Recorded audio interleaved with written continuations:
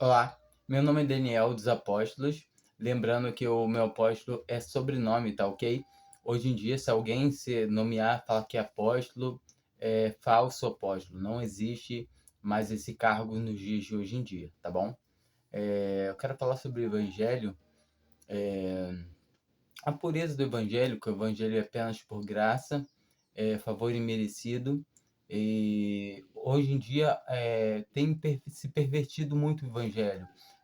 Os homens têm acrescentado coisas no Evangelho, falando que a pessoa para ser salva, ela precisa fazer alguma coisa além de crer em Jesus Cristo. O só crer em Jesus Cristo é pouco.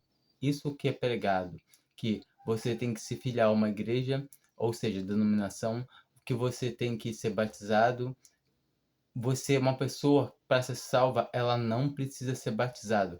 Sendo que uma pessoa que é nascida de novo, que crê em que Jesus como seu Salvador, ela vai querer se batizar, porque é uma ordenança que Deus deixa para o cristão poder cumprir. São duas das principais, que é o batismo e a ceia, que é feito toda semana, o primeiro dia da semana. Então a pessoa, mas o batismo nem a ceia traz salvação. O que dá salvação é o crer em Jesus Cristo. Entende? Quando nós cremos em Jesus Cristo, nós temos a salvação. E quando nós cremos em Jesus Cristo, sabemos que temos salvação, entendemos que Deus nos predestinou antes da fundação do mundo. É, isso mesmo. É como se fosse uma porta e de um lado já está escrito: quem entrar por essa porta será salvo. Aí você vai e entra. E quando você chega do outro lado, oh, tô salvo. E você olha para trás, está escrito: mas só entrará nessa porta quem for predestinado antes da fundação do mundo.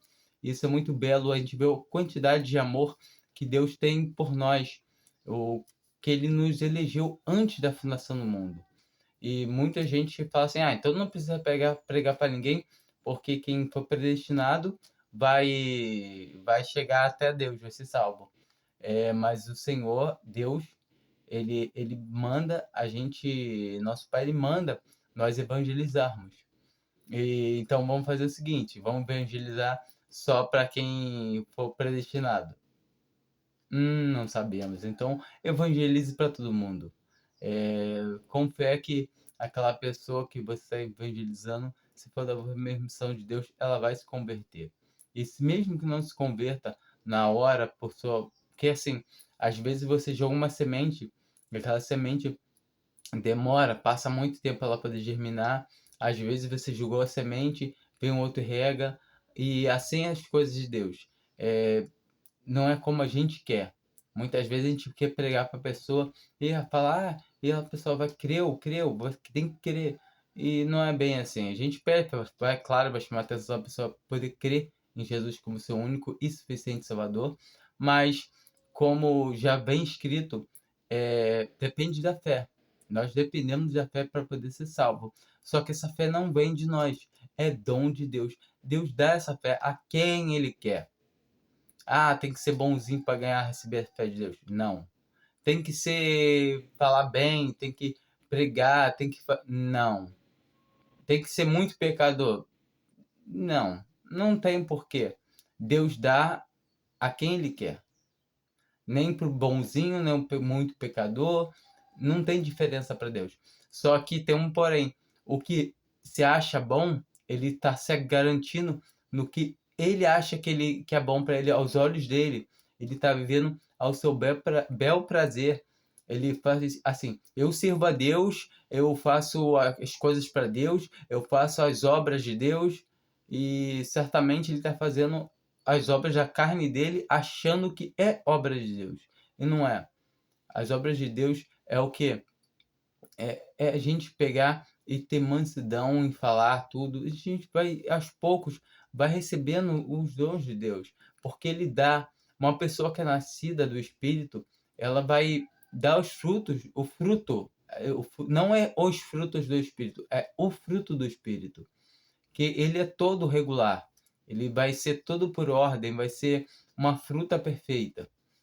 Tá ok? Eu vou ler aqui Efésios 1, a partir do versículo 3. Bendito o Deus e Pai de nosso Senhor Jesus Cristo, o qual nos abençoou com todas as bênçãos espirituais nos lugares celestiais em Cristo, como também nos elegeu nele antes da fundação do mundo, para que fôssemos santos e irrepreensíveis diante dele em Cristo. Então aqui nós conseguimos ver que Deus nos predestinou antes da fundação do mundo para sermos santos e irrepreensíveis. Ah, então, tá vendo? Eu tenho que ser santo. Não tem nada a ver uma coisa com a outra. Ele nos predestinou para sermos santos e irrepreensíveis. Ou seja, Deus já nos predestinou para isso. Independente da gente estar andando errado ou uma coisa ou outra, a gente não perde a salvação. Entenda isso. A gente vai continuar lendo e a gente vai conseguir ter um entendimento melhor disso. E nos predestinou para filhos de adoção por Jesus Cristo, para si mesmo, segundo o beneplácito da sua vontade. Então, nós entendemos que Deus nos elegeu conforme o quê? A minha vontade? A sua vontade? A vontade do pastor da igreja? A vontade do padre? A vontade de um bispo, de um presbítero? Não. A sua o quê? Sua própria vontade. Pelo beneplácito da sua vontade. Da vontade de quem? De Deus. Ele nos elegeu.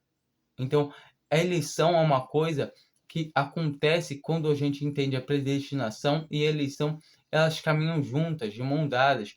Deus, ele escolhe a quem quer. A gente pode, depois leiam em Romanos 9, que também trata o mesmo assunto, que o apóstolo Paulo fala sobre que Deus amou Jacó e se aborreceu com Esaú antes dos gêmeos terem nascido, antes dos dois filhos terem nascido. E a gente entra assim, indaga a palavra. Há injustiça da parte de Deus? De maneira nenhuma. Por que não? Ele é Deus. Ele dá a vida a quem quer. Ele recobra quem quer. Ele é Deus. Quando a pessoa entende que nós somos criaturas de Deus e nos entregamos na mão, Senhor, você é meu Criador. Nesse momento, nós recebemos a fé, porque nós sabemos que não somos nada. O homem mau, a última coisa que ele quer é se sujeitar a Deus. É falar que Deus é quem quem cuida do caminho dele, entregar o seu caminho na mão de Deus, porque para ele é um absurdo ter alguém que pode mandar nele, que é o dono dele. E realmente esse homem, se ele não se converter a Deus, ele vai ser jogado no lago de fogo, qual criado para o diabo e seus anjos. E para a besta, sabe? Uma coisa que a gente consegue ver que, assim, o homem em todo tempo, tanto eu, quanto você, quanto quem for, não há diferença nenhuma. A única diferença é que Deus se achou que ele fala assim, eu quero ter compaixão desse, eu quero ter compaixão daquele. Porque todo homem estava sujeito ao lago de fogo. Deus, com a sua misericórdia, quis salvar alguns. Vamos terminar de ler aqui. Cadê? Para louvor e glória da sua graça, pela qual nos fez agradáveis assim no amado, em que temos a redenção pelo seu sangue, a remissão das ofensas, segundo as riquezas da sua graça. Então, pelo sangue de Cristo, nós temos a propiciação dos nossos pecados. É assim, todos os nossos pecados são cobertos pelo sangue de Cristo.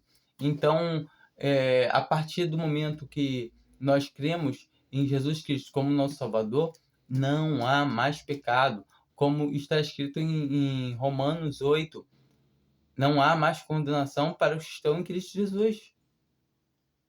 Quem tentará acusação para os de Cristo Jesus? É Deus que o justifica. É muito lindo quando você lê as passagens, as palavras de Deus e começa a entender o contexto delas.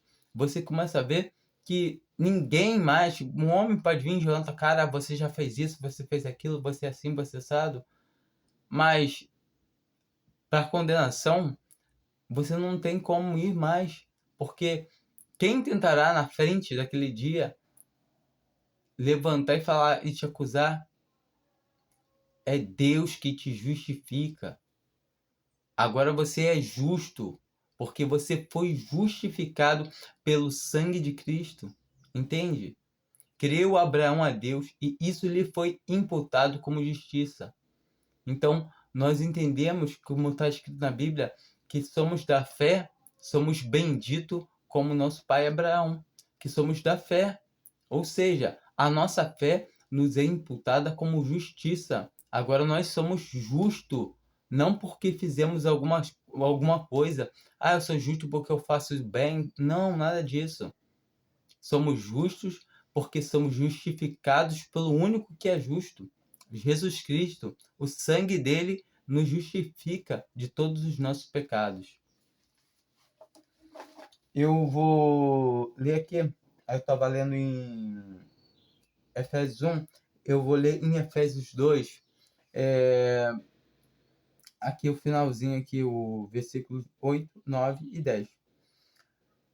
Porque pela graça sois salvos, por meio da fé. E isto não vem de vós, é dom de Deus. Bom, aqui está o Evangelho está resumido nesse um versículo só, está resumido no Evangelho. Pela graça somos salvos. Graça é favor merecido. Cristo morreu em nosso lugar, onde gente merecia morrer. E Deus pegou e por graça, nos deu essa salvação. Quando nós cremos por meio da fé. Ah, então temos que ter fé? Sim, temos que ter fé para acreditar em Cristo Jesus, para acreditar que Ele morreu no nosso lugar, para acreditar para crer que Ele ressuscitou, porque se não cremos que Ele ressuscitou, a nossa fé é em vão.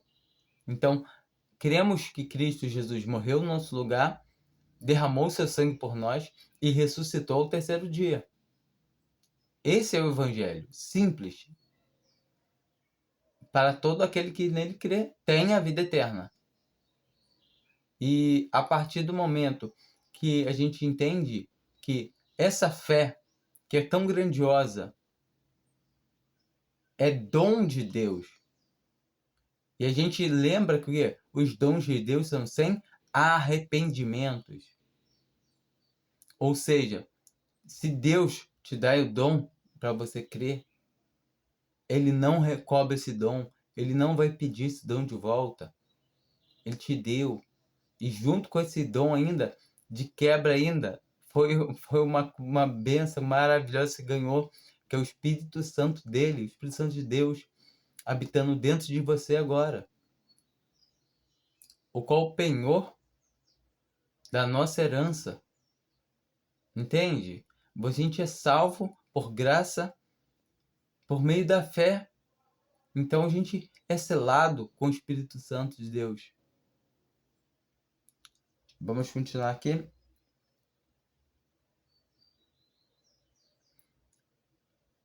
Não vem das obras, para que ninguém se glorie.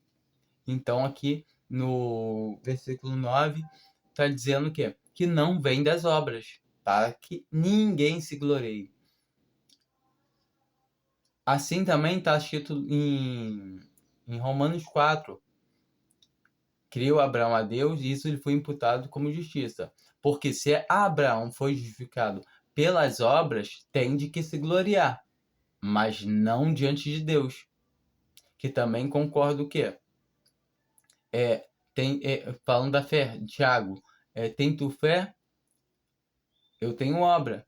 Me mostra a tua fé sem as tuas obras, que eu te mostro a minha fé pelas minhas obras.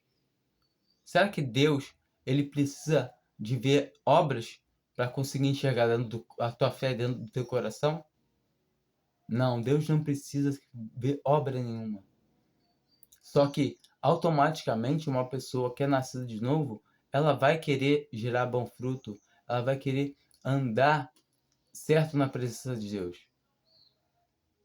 E por mais que ela não consiga andar certo, mas o desejo de andar correto vai estar nela. Vamos só para a gente terminar, ler o último versículo aqui. Porque somos feitura sua, criados em Cristo Jesus para as boas obras, as quais Deus preparou para que andássemos nela. Como a gente leu no capítulo 1, e agora aqui também no capítulo 2, né? No versículo 10, que a gente é feito para as boas obras. A gente é chamado para as boas obras. Entende? E não é boas obras que nos salva. Temos que andar certo, correto na presença de Deus para nos salvar? Não. Andamos certo, corretamente porque somos salvos. Quando você entende que ter boas obras, o andar direito na presença de Deus é consequência da salvação que ganhamos por graça, recebemos de Cristo, recebemos de Deus por amor, pela graça, pela sua compaixão que teve por nós, porque nós não merecíamos ser salvos, por isso que Ele nos dá por misericórdia. Nós não merecíamos, mas mesmo assim Ele teve misericórdia. Deus é misericordioso, Deus é bom, é maravilhoso. Em todo o tempo, Deus está esperando alguém se reconhecendo pecador, inútil, para que Ele possa salvar. Ele não vai salvar uma pessoa que se acha bom, que esteja arrogante em si mesmo, achando que as suas obras mortas podem fazer alguma coisa. Eu falo obras mortas porque o Evangelho todo o tempo fala que não há um justo sequer, não há quem tenta, não há quem faça o bem, todos se extraviaram e destituídos estão da glória de Deus. Outra parte fala que nós somos defuntos, cadáveres, ou seja, sendo iluminados gratuitamente pela misericórdia de Deus, pelo amor que Ele tem por nós, porque Deus amou o mundo de tal maneira. Deus amou o mundo de tal maneira. Deus amou o mundo de tal maneira que deu o seu Filho unigênito para que todo aquele que nele crê tenha a vida eterna. Tenha a vida eterna. É muito lindo. Quando a gente entende que a gente tem a salvação por graça, por misericórdia, pelo amor que Deus tem pela gente, por nós, nós conseguimos entender que Deus, ele é muito bom. Deus não tem assim uma palavra para falar o quanto Deus é bom. É o mesmo que Deus exerce por nós. Deus amou o mundo de tal maneira que deu o seu Filho. Deus é bom de tal maneira que Ele deu o seu Filho por nós. Entende isso? E quando você entender isso, aí sim você vai entrar para a família do Senhor, vai poder chamar Deus de Pai. E vai ter certeza da salvação e vai ter certeza que não perde a salvação, porque ele mesmo garante isso. Porque todos que vão a ele vão a Cristo, foram ensinados pelo Pai. Não que alguém tenha visto o Pai, mas serão todos ensinados pelo Pai. E nem ele nunca lançará fora um sequer. Assim ele diz no evangelho dele: de modo nenhum eu lançarei um fora, nenhum de todos que o Pai me deu fora. Ele fala ainda que ninguém pode arrebatar da mão dele. Ele fala mais ainda que ninguém pode arrebatar uma ovelha da mão do Pai. Meu Pai que mais deu é maior que todos. Eu e o Pai somos um. João 10. Leiam a Bíblia, leiam a palavra, leiam os evangelhos, as cartas, as epístolas. As epístolas, então, que estão falando da doutrina, das coisas de Deus. Não se afilie a uma denominação, não. Congregue, procure congregar. Se você congregar, procure a congregar como Deus pediu. E que Deus falou? Que não é dado nenhum outro nome debaixo dos céus ou na terra, além do nome de quem? De Jesus. É congregado ao nome de Jesus, não é em uma denominação. É congregar ao nome. Clama a Deus, ora a Ele, que o Senhor vai te revelar o que você deve fazer para poder servir a Ele, em espírito e em verdade. Ok? Fiquem com Deus.